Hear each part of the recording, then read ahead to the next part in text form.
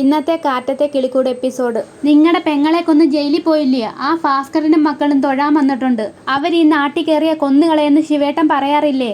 കൊന്നുകളയെന്ന് സദാശിവൻ പറയാറല്ല, കാണിച്ചു കൊടുക്കും. എവിടെയാടാ അവര് താമസിക്കുന്നേ? കുളിച്ചു തൊഴാൻ വരുന്നവരെ വാടകയ്ക്ക് താമസിക്കുന്ന ഒരു സ്ഥലമില്ലയോ? അവിടെയാ താമസിക്കുന്നേ.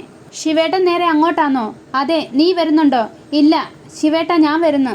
ഒരടി കണ്ടിട്ട് കുറേ നാളായി. ശിവേട്ട, വണ്ടി എടുക്ക്, പെട്ടെന്ന് പോ. രാവിലെ ഒരാളെ ഇളക്കി വിട്ട് വഴക്കുണ്ടാക്കാൻ വിട്ടപ്പോൾ ഒരു മനസ്സുഖം അല്ലേ വിനു? അതെ, നിങ്ങൾക്കും അങ്ങനെ തന്നെ ആയിരുന്നുവല്ലോ. അവിടെ പോയി തല്ലുണ്ടാക്കാൻ പോകുന്നു. എടാ, നിന്നെ ഞാനെന്ന് ഈ നാട്ടിൽ കാലുകുത്തല്ലെന്ന് നിന്റെ അടുത്ത് ഞാൻ പറഞ്ഞിട്ടില്ലയോ? എടാ, ദേഹത്തുനിന്ന് കൈയെടുക്കടാ, എടുക്കടാ. എടാ, എൻ്റെ പെങ്ങളെ നീ കൊന്നു കളഞ്ഞില്ലയോ? സുഭാഷ് ഏട്ടാ, ഒന്ന് ഇങ്ങോട്ട് വന്നേ. എന്താ നിങ്ങൾ ഈ കാണിക്കുന്നത്? വിട്. എന്താ ശിവമാമ, എത്ര വർഷങ്ങൾക്ക് ശേഷമോ കാണുന്നത്, എന്നിട്ടിങ്ങനെ അടി കൂടുവാണോ? ശിവമാമനോ? എന്ത് ശിവമാമനോ? ആരാടാ നിന്റെ മാമൻ? എന്ന് ഇയാൾ എൻ്റെ അനിയത്തിയെ കൊന്നു അന്ന് തീർന്നു അമ്മാവനും മരുമക്കളും തമ്മിലുള്ള ബന്ധം. അതേടാ, നിന്റെ അനിയത്തിയെ എൻ്റെ പിള്ളേരെ തള്ളെ കൊല്ലുന്നത് നീ കണ്ടോണ്ടിരിക്കുവായിരുന്നല്ലോ. ഒന്ന് പോടാപ്പാ. എന്തിനാ കണ്ടു നിൽക്കുന്നേ? നാട്ടുകാർ മുഴുവനും പറയുന്നില്ലയോ? ചെയ്യാനുള്ളതെല്ലാം ചെയ്തിട്ടേ കുടുംബത്തിനെ കൂട്ടി നാട്ടിലേക്ക് വന്നിരിക്കുന്നു. എന്നിട്ട് ഞാൻ നിന്നെ വെറുതെ വിടണോ? വേണ്ടടാ, നീ എന്നെ അടിക്ക്. പിന്നെ രണ്ടുപേരും തല്ലുകൂടുന്നു. സുനന്ദ അമ്മയെ വിളിക്കുന്നു. അമ്മേ, ഇങ്ങോട്ടൊന്ന് വന്നേ. നിന്നെ ഞാൻ വെറുതെ വിടത്തില്ല. വേണ്ടടാ, നമുക്ക് തല്ലി തീർക്കാം. ഇയാളെയും കൊണ്ട് വന്ന് കയറിയപ്പോഴേ വിചാരിച്ചേ എന്തേലുമൊക്കെ നടക്കുമെന്ന്. എടാ, നിനക്ക് തല്ലണമെങ്കിൽ തല്ല്. അച്ഛാ പറയുന്ന കേൾക്ക്, ഇങ്ങോട്ട് മാറി നിൽക്ക്. നിങ്ങൾ ആരായാലും വേണ്ടിയില്ല, ഇവിടെ കയറി തല്ലുണ്ടാക്കാൻ നിൽക്കല്ല്. ഈ നാട്ടിൽ കാല് കുത്തിയ നിന്റെ കാലും കൈയും തല്ലു ഒടിക്കും ഞാൻ. അതിന് ഈ നാട് തറവാട്ടമ്പലം നിന്റെ അച്ഛന് ശ്രീധരൻ കിട്ടിയതായിരിക്കണം. ആ ഭാസ്കരന്റെ അളിയനാണ് സുഭാഷിന്റെ അമ്മാവൻ. വീട്ടിൽ കയറി വന്ന് തോന്നിവാസം കാണിക്കുന്നോ? നിന്നെ ഇന്ന് ഞാൻ തീർക്കും. വാടാന്ന്. അച്ഛനെ പിടിച്ച് തള്ളിയിടുന്നു. അച്ഛാ, സുധീഷ് പിടിച്ച് അമ്മാവനെയും തള്ളിയിടുന്നു. അച്ഛാ, ഒന്നും പറ്റിയില്ലല്ലോ. എടാ, നീ എന്നെ കയറി തല്ലാൻ വരുന്നോ? സുധീഷിനെ അടിക്കുന്നു അമ്മാവൻ. നികേഷ് പിടിക്കാൻ പോകുമ്പോൾ നിധി തടയുന്നു. നികേഷെ വേണ്ട. എൻ്റെ കുഞ്ഞിനെ തൊടുന്നോ? എടാ, വഴക്കും വൈരാഗ്യമൊക്കെ ഞാനും നീയും തമ്മിലാ. അതിന് എൻ്റെ മക്കളെ തൊടുന്നോ? മാറിപ്പോവാൻ പറഞ്ഞിട്ട് മാറിയില്ലെങ്കിൽ ഞാൻ തല്ലും. ഞാൻ കാണണോ? പിന്നെ അടി കൊടുന്നു. അച്ഛാ, മാറി നിൽക്കൂ. സദാശിവൻ ചേട്ടാ, ഇവിടെ വെച്ചൊരു ലഹള വേണ്ട പ്ലീസ്. ഓ, നീ ഇവൻ്റെ കൂടെ ഉണ്ടോ? നീയും ഇവൻ്റെ കുടുംബം ശത്രുതയിലായിരുന്നല്ലോ. ഇപ്പം എല്ലാം മറന്ന് ഒന്നായോ? ഞാനോ? നല്ല കാര്യമായി പോയി. ഞങ്ങൾ ഇങ്ങോട്ട് വരുന്നത് അറിഞ്ഞ് മനഃപൂർവ്വം വഴക്കുണ്ടാക്കാൻ വന്നതാണ് ഇവര്. ദേ നോക്കൂ, എൻ്റെ മോള് സുനന്ദ. ഇവള് കല്യാണം കഴിഞ്ഞ് ആദ്യമായിട്ടാണ് തറവാട്ടമ്പലത്തിൽ തൊഴാൻ വരുന്നത്. ഇവിടെ ഭർത്താവ് പുറത്തു പോയിരിക്കുവാണ്. ഇപ്പം തിരിച്ചു വരും. ദയവ് ചെയ്ത് ബഹളം ഉണ്ടാക്കല്ല്.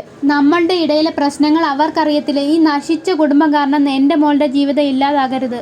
അതുകൊണ്ടാ നിധി വരുന്നു. സുഭാഷ് ഏട്ടാ, ഇത് നിങ്ങളുടെ അമ്മാവനാണോ? അതേ മോളെ, ഇത് ഞങ്ങളുടെ അമ്മയുടെ ആങ്ങളെയാണ്. എടാ, ഈ നിൽക്കുന്നവൻ നിന്റെ അമ്മയെ കൊന്നിട്ടാ ജയിലിൽ പോയത്. എന്നിട്ടും താങ്ങി പിടിച്ച് നടക്കുന്നുണ്ടല്ലോ. ഇതാണോ നിങ്ങളുടെ അമ്മയോട് ചെയ്യുന്ന നീതി?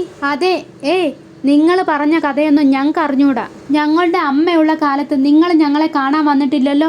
സുഭാഷേട്ടന് മാത്രമല്ലാതെ നിങ്ങൾ ആരാന്ന് ഞങ്ങൾക്ക് ആർക്കെങ്കിലും അറിയാമോ? ഞങ്ങളുടെ അച്ഛൻ അമ്മയെ കൊന്നെന്ന് നിങ്ങൾ എല്ലാവരും പറയുന്നുണ്ട്. പക്ഷെ ആരും അത് കണ്ടിട്ടില്ല. നിങ്ങൾ കണ്ടിട്ടുണ്ടോ? ലളിതമ്മായി കണ്ടിട്ടുണ്ടോ?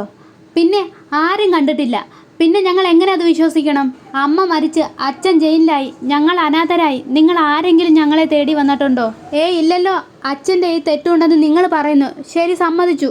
അതിന് ഞങ്ങൾ എന്ത് തെറ്റ് ചെയ്തിട്ടാ? നിങ്ങൾ എന്തിനാ ഞങ്ങളെ ഉപേക്ഷിച്ചത്? നിങ്ങളെ തേടി വന്നോ ഇല്ലയോ എന്ന് നിങ്ങൾക്ക് അറിയത്തില്ലല്ലോ. നിങ്ങളെ 3 പേരെയും കൂട്ടിക്കൊണ്ടുപോകാൻ ഞാൻ വന്നതാണ്. അച്ചോടാ, ഒന്ന് പോടാ. എൻ്റെ കൂടെ പോരുന്നോ ഇല്ലയോ എന്ന് ചോദിച്ചപ്പോഴേ ഇല്ലെന്ന് പറഞ്ഞത് നിന്റെ ഈ ചേട്ടൻ തന്നെയാ എന്ന് കരുതി വിട്ടിട്ട് പോവാന്നോ വേണ്ടത്? എടാ, നിർത്തടാ. ഇവനോടൊന്നും നിന്റെ സങ്കടം വിളിച്ചു പറഞ്ഞിട്ട് കാര്യമില്ല. എടാ, തറവാട്ടമ്പലം എവിടെയാന്ന് എൻ്റെ പിള്ളേരെന്നോട് ഇങ്ങനെ ചോദിച്ചു നടന്നപ്പോഴേ ഇങ്ങനെ ഒരു കൂടിക്കാഴ്ച ഒഴിവാക്കാൻ വേണ്ടിയാണ് പറയാഞ്ഞത്. പന്ന റാസ്കൽ, ഇതാ സ്ഥലമൊന്ന് കണ്ടുപിടിച്ചപ്പോഴേ എൻ്റെ മൂത്ത മകൻ സുഭാഷ് അവൻ്റെ അമ്മയുടെ വീടും വീട്ടുകാരും ഇവിടെ ഉണ്ടെന്ന് മനസ്സിലാക്കുമെന്ന് കരുതി. അവൻ പക്ഷെ അറിഞ്ഞ ഭാവം കാണിച്ചില്ല. കാലം ഇത്രയായി മറന്നു പോയി കാണുമെന്ന് കരുതിയാ മിണ്ടാതിരുന്നേ. പക്ഷെ നീ ഇങ്ങോട്ട് കയറി ബഹളം ഉണ്ടാക്കിയോണ്ട് ചോദിക്കുക, എന്താണ് നിന്റെ പ്രശ്നം? നിന്റെ അനിയത്തിയെ കൊന്നത് ഞാൻ തന്നെയാണെന്നോ? അതെ, ഞാൻ തന്നെയാ കൊന്നത്. നീ എന്ത് ചെയ്യും? നീ എന്നെ ഊര് വിലക്കോ? എന്നാ ഒന്ന് ചെയ്യ്. അച്ഛാ, വേണ്ട. ഇനി എനിക്ക് ഇഷ്ടമുള്ള കാലത്തോളം ഞാൻ വരും. നീ എന്ത് ചെയ്യുമെന്ന് കാണിക്ക്. വെല്ലുവിളിക്കല്ലേ ഭാസ്കര. കുടുംബമായിട്ട് വന്നോണ്ടാ ഞാൻ ഒന്നും ചെയ്യാത്തത്. ഒറ്റയ്ക്കാ വന്നിരുന്നെങ്കിൽ നിന്റെ ശവം ഇവിടെ വീണേനെ. ഒന്ന് പോടാ. നീ ആരോടാ നീ വേല ഇറങ്ങുന്നത്? ഇമ്മാതിരി പൂച്ചാണ്ടി വേലത്തരത്തിനെ വേറെ ആളെ നോക്ക്. ഭാസ്കരനെ വിട്ടുപിടി. ഭാസ്കരൻ നിന്നെ പോലെ സംസാരിക്കാൻ നിൽക്കത്തില്ല. എടാ, എനിക്ക് നിന്നെ തീർക്കണമെങ്കിലേ ഈ സംസാരിക്കുന്ന സമയത്തെ നിന്നെ തീർത്താ മതി. സദാശിവ, ജയിൽ എനിക്ക് പുത്തരിയല്ലെന്നറിയാലോ. മതി, കുറച്ചു നേരം 2 പേർക്കും ഒന്നും മിണ്ടാതിരിക്കാമോ? നികേഷ് പറയുന്നു. ഇതേതാ ഈ ചെറുക്കൻ? ഭാസ്കരന് ശാന്തയ്ക്കും 3 മക്കളല്ലേ ഉള്ളൂ. ആഹാ, അതറിഞ്ഞൂടെ? എന്റെ പെങ്ങളെ കൊന്നിട്ട് ജയിലിൽ പോയതിനു ശേഷം ഇവൻ വന്നിട്ട് വേറൊന്ന് കെട്ടി. അതിലുണ്ടായതാ ഇവൻ.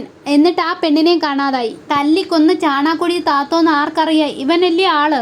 ഇതുകൂടാതെ ആർക്കൊക്കെ ആരുടെയൊക്കെ കുട്ടികളുണ്ടെന്നറിയാം. ലോറിയായിട്ട് ഊര് ചുറ്റുന്നതായിരുന്നല്ലോ നിന്റെ പണി. ദേ നിധി പറയുന്നു. ദേ അനാവശ്യമായിട്ട് ഓരോന്ന് പറയല്ല്. ഞങ്ങൾ തറവാട്ടമ്പലത്തിൽ തൊഴാൻ വന്നയാ. തൊഴുതു കഴിഞ്ഞു, മടങ്ങി പോകാൻ നിൽക്കുക. വെറുതെ വഴക്കുണ്ടാക്കാൻ നിൽക്കല്ലേ സദാശിവ. ആ കുട്ടി പറയുന്നതിലും കാര്യമില്ലയോ? കാലങ്ങൾക്ക് ശേഷം തറവാട്ടമ്പലത്തിൽ തൊഴാൻ വന്നേയല്ലേ. തൊഴുത് തിരിച്ചു പോകുന്നവരോട് നീ എന്തിനാ വഴക്കുണ്ടാക്കാൻ നിൽക്കുന്നേ? അതും കുറെ കാലം മുമ്പ് നടന്ന കാര്യത്തിന്. ഇവരോട് വഴക്കിട്ടാം നിന്റെ മരിച്ചുപോയ അനിയത്തി തിരിച്ചു വരുവോ? അതോ നിനക്ക് മനസ്സമാധാനം കിട്ടുമോ? അവര് കുടുംബമായിട്ട് വന്ന് തൊഴുതിട്ട് പോട്ടെ. നീ എന്തിനാ ഇടങ്കോലിടാൻ പോന്നേ? നടന്നതൊന്നും മാറ്റാൻ പറ്റത്തില്ല. അതൊക്കെ കഴിഞ്ഞിട്ട് വർഷങ്ങളായി. എന്നിട്ട് നിങ്ങളുടെ ദേഷ്യം മാറുന്നില്ലയോ? ഇങ്ങനെ ദേഷ്യം കൊണ്ടിരുന്നാലോ ഒരു കാലത്ത് ഈ പ്രശ്നം അവസാനിക്കാൻ പോകുന്നില്ല. സുഭാഷേട്ട അടുത്തേക്ക് ചെല്ലുന്നു. ദേ അടുത്തേക്ക് വരല്ല്. ഞാൻ നിങ്ങളോട് ബന്ധം ഉറപ്പിക്കാൻ വന്നേയല്ലേ. എത്ര കാലം കഴിഞ്ഞാലും നടന്നൊന്നും എനിക്ക് മറക്കാൻ പറ്റത്തില്ല. ദേ ഞാൻ അവസാനമായിട്ട് പറയുക, ഇന്ന് ഈ നിമിഷം മുതൽ നിങ്ങൾ എല്ലാവരും ഇവിടം വിട്ട് പൊക്കോണം. ഇനി നിങ്ങളെ ആരെയും കാണാൻ പാടില്ല. കണ്ടാൽ എനിക്ക് നിങ്ങൾക്ക് നല്ലതാവത്തില്ല. പറഞ്ഞില്ലാന്ന് വേണ്ട. ബിജു വാടാ. എടാ എനിക്ക് മനസ്സുള്ളപ്പോൾ ഞാൻ പോവും. എടാ നോക്കാതെ പോടാ. ഡാ വേണ്ട, അവര് പൊക്കോളും. നാട്ടുകാരെതിരാവണ്ട. എടാ പറഞ്ഞതൊക്കെ ഓർമ്മയുണ്ടല്ലോടാ? ഇല്ലടാ, ഞാൻ അത് അപ്പോഴേ മറന്നു. ഇനി ഞാൻ ഒരാഴ്ച കഴിഞ്ഞേ പോകുന്നുള്ളൂ. പോവാൻ സദാശിവേട്ടാ. എടാ നിന്റെ കൂടെ നടന്ന മീശക്കാരനില്ലയോ? അവന് നീ തീറ്റയും വെള്ളവും മേടിച്ചു കൊടുക്കുന്നേ വേസ്റ്റാണ്. അവനെ കൊണ്ട് ഒന്നിനും കൊള്ളത്തില്ല. വെറും പഴം. അവര് പൊക്കോളും. വെറുതെ ഒരു വാശിക്ക് വഴക്ക് വേണ്ട. പോവാടാ. അച്ഛാ വെറുതെ ഇരിയടാ. പിപ്പിടി കാണിക്കാൻ വന്നിരിക്കുന്നു. എടി ഇനി എന്ത് കാണാൻ നിൽക്കുവോ? വാടി ഇങ്ങോട്ട്. അച്ഛാ വന്നേ. കൈവിടറാ. എല്ലാരും പാക്ക് ചെയ്യേ. എത്രയും പെട്ടെന്ന് നമുക്ക് പോവാം. സുഭാഷേട്ടാ എന്താ ഇത്? അയാളെ പേടിച്ച് നമ്മൾ പോവാനോ? സുധീഷേ, നമ്മൾ ആരെയും പേടിച്ച് പോകുന്നതല്ല. അല്ലെങ്കിൽ തന്നെ നമുക്ക് 100 തലവേദനയുണ്ട്. അതിൻ്റെ കൂടെ ഇതൊന്നുകൂടി എടുത്തു വെക്കാൻ വയ്യ. അതുകൊണ്ടാ. നോക്ക്, നമ്മൾ വന്ന് തൊഴാൻ വേണ്ടിയാ. അത് കഴിഞ്ഞു പോന്നു, അത്രേ ഉള്ളൂ. അല്ല, നമ്മൾ ഇനി ഇങ്ങോട്ട് വരത്തില്ലേ? എന്തിനാടാ വരാതിരിക്കുന്നത്? ഇത് നമ്മുടെയും കൂടെ നാടാ. നമ്മൾ ഇനിയും വരും. അമ്പലത്തിൽ പോയി തൊഴുകയും ചെയ്യും. ആ അങ്ങനെ പറ. ഇനി നമ്മൾ എല്ലാ മാസവും വരും. അവന്മാരെന്താ ചെയ്യുന്നതെന്ന് കാണണമല്ലോ. ദേ കഴിഞ്ഞത് കഴിഞ്ഞു. ഇനി അതിനെപ്പറ്റി ഒരു സംസാരവും വേണ്ട. വാ, ഒരു കാര്യം കൂടെ അറിയാനുണ്ട്. തറവാട്ടമ്പലം ഇവിടെയായിരുന്നു എന്ന് സുഭാഷേട്ടൻ അറിയത്തില്ലായിരുന്നോ? എടാ സത്യമായിട്ടും അറിയത്തില്ലായിരുന്നു. അമ്മയുടെ ആങ്ങളെ ഓർമ്മയുണ്ട്. ഞങ്ങൾക്കാർക്കും അയാളെ പരിചയവുമില്ല. ഇങ്ങോട്ടാ വരുന്നതെന്ന് അറിഞ്ഞപ്പോൾ ഇത് അമ്മയുടെ നാടാന്ന് ഇവിടെ ഇവരൊക്കെ ഉണ്ടാവുമെന്നും അറിയത്തില്ലായിരുന്നോ? പിന്നെന്താ പറയാതിരുന്നേ? ഇങ്ങനെ ഒരു സിറ്റുവേഷൻ ഉണ്ടാവുമെന്ന് മുൻകൂട്ടി വിചാരിച്ചില്ലായിരുന്നു. പിന്നെ ഓർക്കാനുള്ളത് അത്ര വലിയ നല്ല കാര്യമൊന്നും അല്ലല്ലോ. ഇതുകൊണ്ട് നിങ്ങൾക്കൂടി ടെൻഷൻ ആവണ്ടെന്ന് വിചാരിച്ചിട്ടാ. ചില കാര്യങ്ങൾ അറിയത്തില്ല എന്ന് പറയുന്നതിന്റെ കാര്യം ഇപ്പം മനസ്സിലായല്ലോ. സുധീഷ് തോള് തിരിക്കുന്നു. എന്ത് പറ്റി? ഒന്നുമില്ല. ഇങ്ങ് വന്നേ, നോക്കട്ടെ. ഒന്നുമില്ലടോ. ഇവിടെ വന്നിരി സുധീഷേ. കുഴപ്പമില്ലടോ. ഞാൻ നോക്കട്ടെ എന്ന് പറഞ്ഞില്ലേ? കാണിക്ക്, ഞാൻ കാണിച്ചു തരാം. അയ്യോ ചതവുണ്ടല്ലോ. അത് കുഴപ്പമില്ല, അത് മാറിക്കോളും. സ്വന്തം പെങ്ങളുടെ മക്കളാന്ന് അയാൾക്കൊരു വിചാരമുണ്ടായിരുന്നെങ്കിൽ അയാൾ ഇങ്ങനെ തല്ലുമായിരുന്നോ? എന്ത് കണ്ണിച്ചോരയില്ലാത്ത മനുഷ്യനാ. ഒരു മിനിറ്റ്, ഞാനിപ്പോൾ വരാം. നിധി കുഴപ്പമില്ല. നിധി ഓയിൽമെന്റ് എടുത്തോണ്ട് വരുന്നു. തന്നോളൂ, ഞാൻ പരട്ടിക്കോളാം. വേണ്ട, ഞാൻ പരട്ടിത്തരാം. വേണ്ട, ഇങ്ങോട്ട് കാണിക്ക്, ഞാൻ പരട്ടിത്തരാം. കാണിക്ക്. പിന്നെ എല്ലാവരും വീട്ടിലേക്ക് തിരിച്ചെത്തുന്നു. എത്തി ഇറങ്ങാൻ എല്ലാവരും. പുറകെ ഇരുന്നിട്ടാന്ന് തോന്നുന്നു. നല്ല നടുവേദന. മുഴുവൻ നേരം ഉറങ്ങിയ നിങ്ങൾക്ക് ക്ഷീണം. വണ്ടി ഓടിച്ച എനിക്ക് ക്ഷീണമില്ല. അങ്ങനെ ഉദ്ദേശിച്ച് പറഞ്ഞല്ലടാ. നീ ചെന്ന് ഉറങ്ങാൻ നോക്ക്. സുഭാഷേട്ടാ, ഞാൻ നീതുവിനെ പോയി ഒന്ന് കണ്ടിട്ട് വരട്ടെ. വേഗം ചെല്ല്. നീതുവിനെയും വയറ്റിലുള്ള കുട്ടിയെയും കാണാലോ. ഞാൻ വെറുതെ ഒരു ഫണ്ണ്. എടാ എത്രയും വേഗം അവളുടെ വീട്ടിൽ സംസാരിച്ച് കല്യാണം നടത്തണം. ഇനി വൈകിക്കാൻ പറ്റത്തില്ല. ഞാൻ ആദ്യം പോയി കണ്ടിട്ട് വരാം. ഞാനും വരാം ഹരീഷേ. വേണ്ട, ഞാൻ തനിയെ പൊക്കോളാം. സുധീഷ് പറയുന്നു. സുഭാഷേട്ടാ, എനിക്കൊരു ചെറിയൊരു പണിയുണ്ട്. ഞാൻ പോയിട്ട് വരാം. ഈ സമയത്തോ? ഹരീഷ് നീതു പറഞ്ഞ കാര്യത്തെക്കുറിച്ച് ആലോചിക്കുന്നു. ബൈക്കെടുത്ത് പോകുന്നു നീതുവിൻ്റെ വീട്ടിലേക്ക്. ഹരീഷിൻ്റെ പിന്നാലെ സുധീഷും ഉണ്ടായിരുന്നു. കുഞ്ഞു വയറ്റി കുരുത്തതേ ഉള്ളൂ. അപ്പോഴത്തേനെ അച്ഛൻ്റെ ടെൻഷൻ വലുതാണല്ലോ. നീതുവിനെ ഫോൺ ചെയ്യുന്നു. പറ ഹരീഷേ. എടി നീ എവിടെയാണുള്ളത്? എൻ്റെ വീട്ടിൽ. രാവിലെ എണീറ്റപ്പോൾ മുതൽ വല്ലാത്തൊരു വൊമിറ്റിംഗ് ടെൻഡൻസി. പ്രഗ്നൻ്റ് ആയതുകൊണ്ടായിരിക്കും അല്ലേ ഹരീഷേ? ദേ നോക്കൂ, 2 ദിവസമായിട്ട് ടെൻഷനോട് ടെൻഷൻ. നിനക്കത് മനസ്സിലാവണ്ടായോടി? നീ വീടിൻ്റെ പുറത്തോട്ടൊന്ന് വന്നേ. ഞാൻ പുറത്തുണ്ട്. എൻ്റെ വീടിൻ്റെ പുറത്തോ? അല്ലാതെ പിന്നെ നീ പുറത്തേക്കൊന്ന് വന്നേ. ഞാൻ പ്രഗ്നൻ്റ് ആണെന്ന് അറിഞ്ഞപ്പോൾ നീ പാഞ്ഞു വന്നതാണോ? ദേ നീ എൻ്റെ കയ്യിൽ നിന്ന് മേടിക്കുവേ. വെറുതെ ഓവറാക്കാൻ നിൽക്കല്ലേ. നീ എങ്ങനെയാ പ്രഗ്നൻ്റ് ആവുന്നേ? നീ എന്നെ സംശയിക്കുവാണല്ലേ ഹരീഷേ? നീ ഫോൺ വെച്ചിട്ട് പോയേ. എന്നോട് മിണ്ടണ്ട. കട്ട് ചെയ്യല്ലേ. ഞാൻ ശരിയാക്കി തരാം. ഹരീഷ് എന്ന് നീതു എന്ന് വിളിക്കുന്നു. അഖിലിറങ്ങി വരുന്നു. നിന്നെ കൈ കിട്ടാൻ കാത്തിരിക്കുമായിരുന്നു. നീ അപ്പോഴേക്ക് ഇങ്ങോട്ട് കയറി വന്നു. വീടഖിലേ. ആരാ അഖിലേ എന്ന് പറഞ്ഞോണ്ട് അച്ഛൻ വരുന്നു. എടാ വിടടാ. എടാ വഴക്കുണ്ടാക്കി നാട്ടുകാരറിഞ്ഞാലേ ആകെ നാണക്കേടാവും. നീ അകത്തേക്ക് പോ.